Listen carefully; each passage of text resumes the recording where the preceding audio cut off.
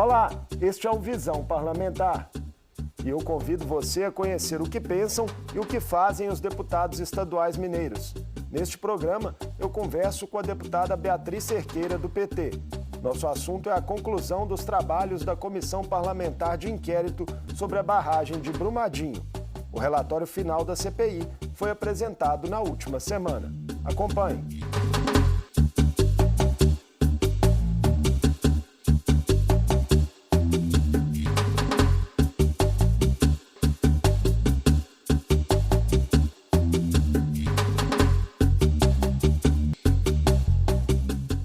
Após 6 meses de trabalhos, o relatório final da CPI da barragem de Brumadinho foi aprovado por unanimidade na última quinta-feira, 12 de setembro.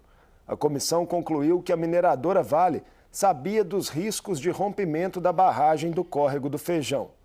O texto nomeia responsáveis e pede um indiciamento por homicídio doloso eventual, quando se assume o risco de que o crime ocorra, a 13 pessoas, entre executivos da mineradora e engenheiros de uma consultoria alemã.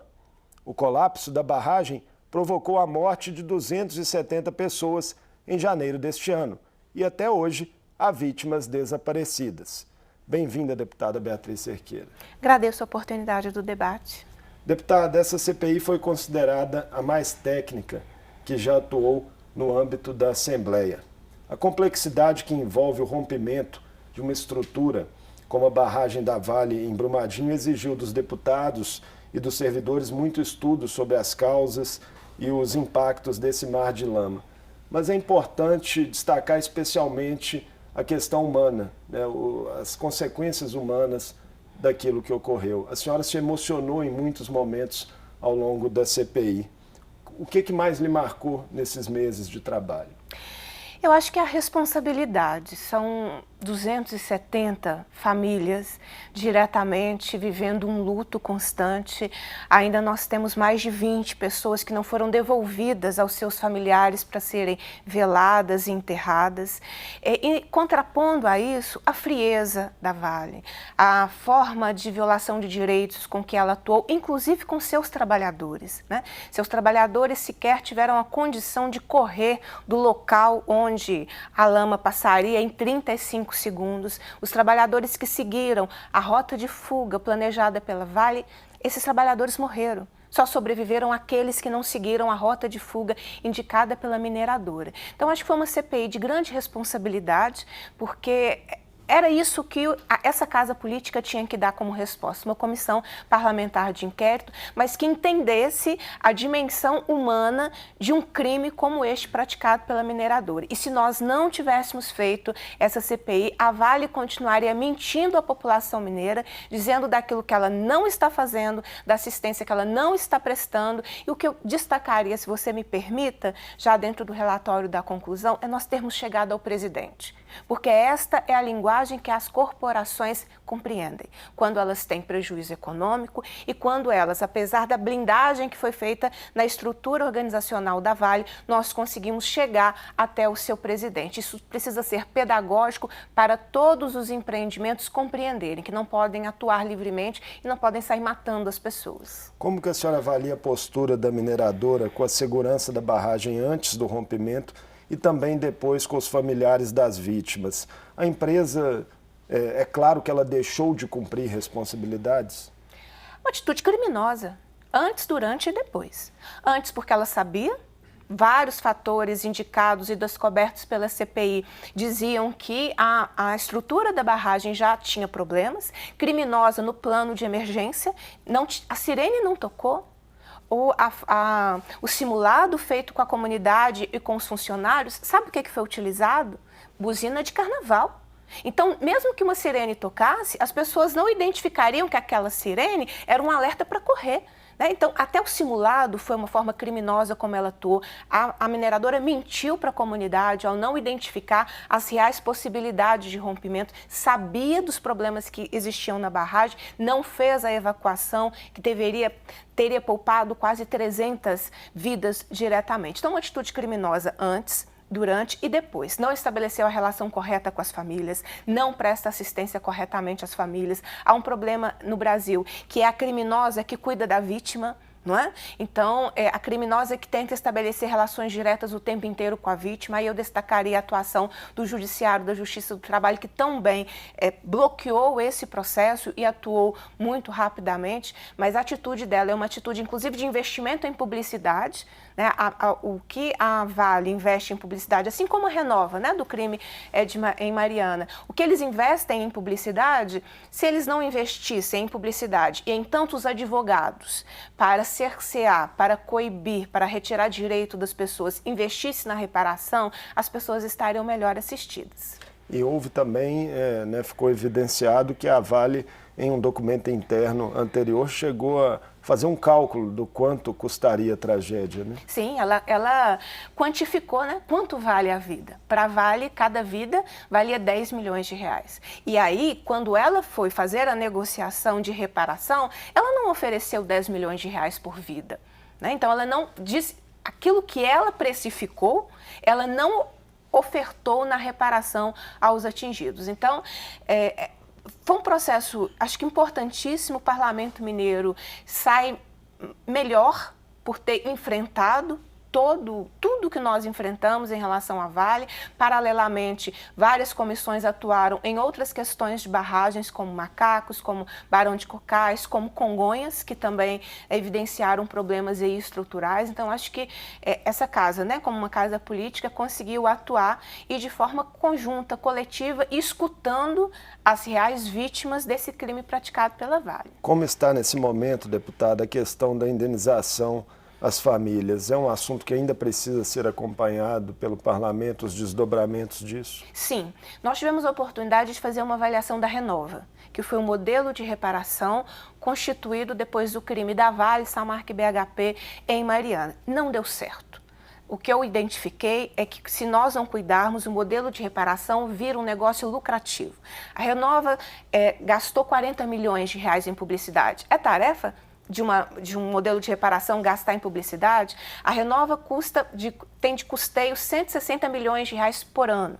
Tem um orçamento anual de quase 3 bilhões de reais. Isso é um negócio. Isso não chega para as pessoas. As pessoas estão com problemas de alergia, as pessoas não têm um fortalecimento do Sistema Único de Saúde, as pessoas vivem problemas que a própria Renova ou as mineradoras desconhecem. Então, essa parte de discutir a reparação, ela é muito importante quando envolve empreendimentos como o da mineração. E eu acho que a CPI cuidou disso, dentre todos os encaminhamentos, orientações, recomendações que foram aprovados na última reunião. Nós cuidamos disso exatamente para não repetir algo que não deu certo, que foi o modelo de reparação da Renova. E mais, se me permita, acho que é uma inovação do resultado dessa CPI, o que vai acontecer depois? É preciso acompanhar. Todas as recomendações que foram muito completas para vários órgãos, poder público, para a própria Vale, estão sendo seguidas? Quem vai fiscalizar esse momento da Comissão Parlamentar de Inquérito? Então, ter apontado isso, já ter o compromisso do presidente Agostinho Patrus com a instalação de um grupo de trabalho de acompanhamento aos desdobramentos da CPI, eu acho que também será muito importante. A senhora diria que nas 300 páginas de relatório, entre todas as recomendações, a criação dessa instância de acompanhamento talvez seja a mais importante? Eu destacaria, então, duas, né? A identificação do presidente da Vale. Desculpa ser repetitiva, é porque durante toda a CPI, o que nós identificamos tão claramente foi a estrutura de organização da Vale, ela é montada de forma que você não chegue no executivo superior hierárquico, e nós conseguimos chegar. Então, acho que isso é importante e precisa ser didático. E esse processo de continuidade em relação ao pós-encerramento da CPI, com periodicidade, fazendo esse monitoramento de todo o trabalho desenvolvido e as recomendações aprovadas pela CPI. Como que a senhora vê a viabilidade de se aprovar aqui na casa uma política estadual de apoio às comunidades atingidas? Lembrando que a Assembleia já aprovou uma política estadual de segurança das barragens no início desse ano e poderia aprovar, então, essa outra política, né, para atender uma outra vertente da questão das tragédias da mineração. Sim. está no relatório, né? A necessidade de que nós tenhamos uma política estadual que cuide das pessoas. Nós aprovamos no início da legislatura em relação aos empreendimentos, agora falta cuidar das pessoas, porque as mineradoras violam direitos o tempo inteiro. As mineradoras só negam informações, elas controlam, elas têm uma forma tão técnica de atuar. Quem é um ribeirinho, quem é um pescador, as pessoas não são obrigadas a conhecer a técnica em relação aos seus direitos quando são atingidas, né? Muitas vezes elas sequer sabem reconhecer que são atingidas pela atividade minerária, por uma barragem. Então, ter uma política estadual de proteção aos atingidos por barragens é o que nos falta fazer. Eu espero que rapidamente, já tem projeto de lei aqui na Assembleia, nós possamos fazer a votação. A senhora sente um clima propício para isso entre os demais deputados? Acredito que sim, até porque está entre as recomendações do relatório. Seria uma contradição você ter uma CPI com um papel tão ativo, recomendar à própria casa a aprovação deste projeto e nós não conseguirmos fazê-lo diante de tantas pessoas atingidas pelo rompimento da barragem ou por atividades minerárias, porque são milhares de pessoas atingidas quando há uma barragem, todas as suas consequências. O relatório sugere o indiciamento de 13 pessoas, a senhora já destacou a questão do presidente da Vale, mas tomando como exemplo o que aconteceu em relação a Mariana, quando até hoje ninguém foi preso por aquela tragédia. A senhora acredita que com Brumadinho possa ser diferente no que depender daqui para frente de um trabalho que vai além das prerrogativas da CPI? Eu acho que no que depender da Assembleia Legislativa e da sociedade civil organizada, sim. Nós tivemos uma atuação muito conjunta com a força-tarefa que está atuando na apuração do crime. Nós também tivemos uma atuação com os movimentos sociais que se relacionam com toda essa pauta, um processo muito importante de escuta, e a gente tem que ter aprendido a lição com Mariana. Não é? Se nós encerrarmos essa CPI e tivermos uma protelação em relação à punição dos assassinos, porque é disso que nós estamos falando, de assassinato, o que ficará para a sociedade no mundo é que aqui pode romper barragem, que não tem problema. Não precisa cuidar da segurança, porque não acontece nada com as pessoas que são responsáveis pela segurança e não cumprem a parte delas. O próprio relatório em relação à segurança da barragem dizia que não podia ter explosões, e tinha. O plano de emergência dizia que era 1 minuto para que as pessoas saíssem do roteiro da lama, e os próprios procedimentos demonstravam que eram de 5 a 10 minutos. Então, você teve muita atuação que contribuiu para um crime nessa magnitude, e se nós não tivermos a punição, pedagogicamente, para o mundo ficará a mensagem: venham para Minas, façam barragens, não se preocupem com segurança, que aqui nada acontece. Eu acho que a gente precisa cuidar para que seja o contrário. E essa instância que deverá ser criada aqui no âmbito da Assembleia para fazer o acompanhamento, pode, inclusive, acompanhar mais de perto essa questão e continuar um trabalho de pressão para que ocorram punições efetivas, não é isso? Sem dúvida, porque isso também nos faltou no caso do rompimento da barragem de Fundão, em 2015. Quem foi acompanhando sistematicamente? Quem foi denunciando sistematicamente as violações de dinheiro? Quem fiscaliza a Renova, que foi criada pela Vale, Samarco e BHP?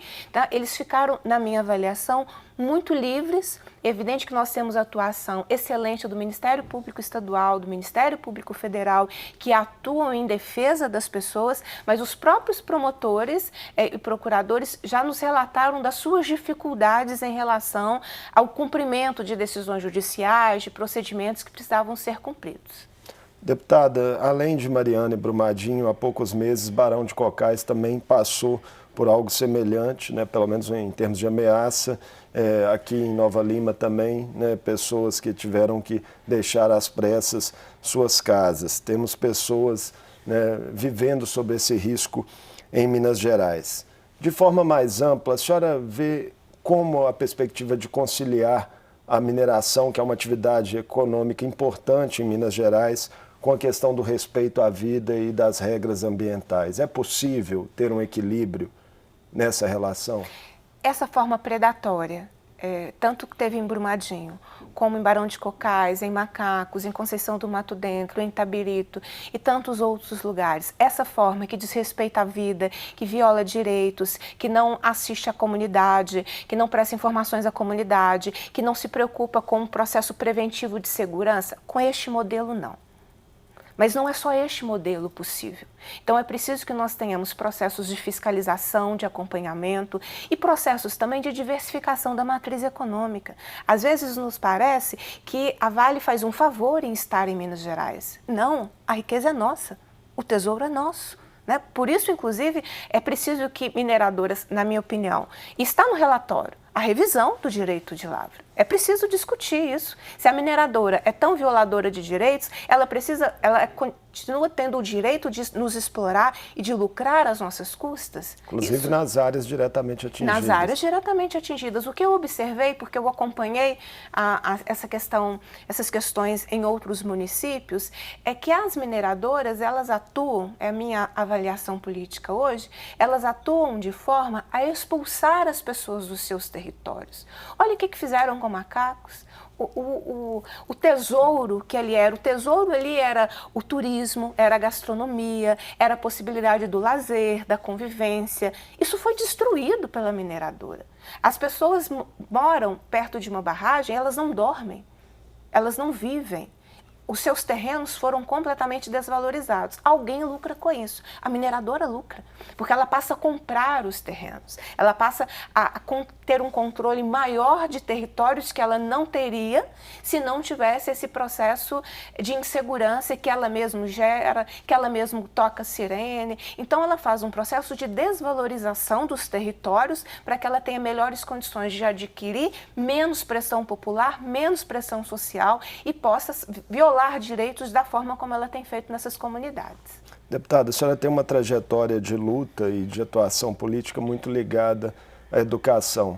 Essa frente de trabalho na CPI da barragem de Brumadinho, o que ela trouxe para a senhora como lição de vida, como lição para a atuação parlamentar da senhora em um outro campo de atuação que é um pouco diferente daquele que a senhora habitualmente lutava? Eu acredito que a política tem que estar a serviço da vida e a serviço do bem comum. E a política da mineradora foi uma política da morte. Então a aprendizagem é fazer a luta em defesa da vida, em defesa da justiça e dar voz a milhares de pessoas que têm os seus direitos violados todos os dias. Eu, de fato, me emocionei várias vezes durante os trabalhos da CPI, porque quando a gente perde essa capacidade de humanização, né? Quando a gente perde essa capacidade de sentir a dor do outro, a gente se desumaniza. E a política precisa ser um lugar da humanidade. Você encontra mulheres você encontra mães, como eu encontrei em Brumadinho, que abraça e diz: não quero mais viver. Não quero mais ficar aqui porque eu quero o meu filho. Eu encontro um pai que até hoje veste a camisa da filha com os 2 netos que ela tinha acabado de ter, e ele até hoje não teve o direito de enterrar a filha. Eu encontro a professora que perdeu 6 parentes. Isso tem que acabar, né? A política não é para isso. A política é para defender a vida. Então, eu acho que estar nessa CPI foi com essa tarefa de denunciar o poder econômico quando está a serviço da morte, como a Vale fez em Brumadinho. E usa o poder econômico, enfraquece os serviços públicos, tenta se beneficiar da pós-tragédia, vai olhar quem está cuidando das escolas em Brumadinho. É iniciativa privada. As pessoas começam a lucrar no pós-crime. O que nós precisamos fazer agora é o fortalecimento dos serviços públicos. Quero concurso para Polícia Civil, quero concurso para Polícia Militar, eu quero concurso para bombeiros, eu quero concurso para a Secretaria do Meio Ambiente, eu quero fortalecimento da escola pública, eu quero fortalecimento do Sistema Único de Saúde, porque são estes equipamentos públicos que eles estão cuidando das pessoas. Então nós precisamos fortalecer isso e impedir que políticas da morte, como as praticadas pela Vale, continuem no nosso estado. Então eu acho que não consegui sintetizar muito, mas eu acho que essa é a nossa tarefa, é olhar para essas pessoas e saber o que a gente está fazendo aqui. E eu tentei fazer isso durante todo esse período da CPI. Deputada Beatriz, obrigado por participar conosco do Visão Parlamentar. Esperamos ter outras oportunidades com assuntos mais leves. É uma honra ter participado do debate. Agradeço muito a gentileza do convite, colocando aí o nosso mandato à disposição para exatamente essas lutas da educação, do direito à vida e tantas lutas que são necessárias ao povo mineiro. Obrigado mais uma vez. Eu conversei com a deputada Beatriz Cerqueira, do PT, ela foi integrante da CPI da barragem de Brumadinho. Falamos sobre o relatório final da comissão, que pediu o indiciamento de 11 executivos da Vale, de 2 engenheiros de uma consultoria alemã, e também fez diversas recomendações a órgãos públicos em relação aos danos sociais, ambientais e humanos. Obrigado também a você pela companhia. Esta e outras entrevistas estão disponíveis no portal da Assembleia na internet. E confira aqui na tela os horários de exibição na TV Assembleia. Até a próxima!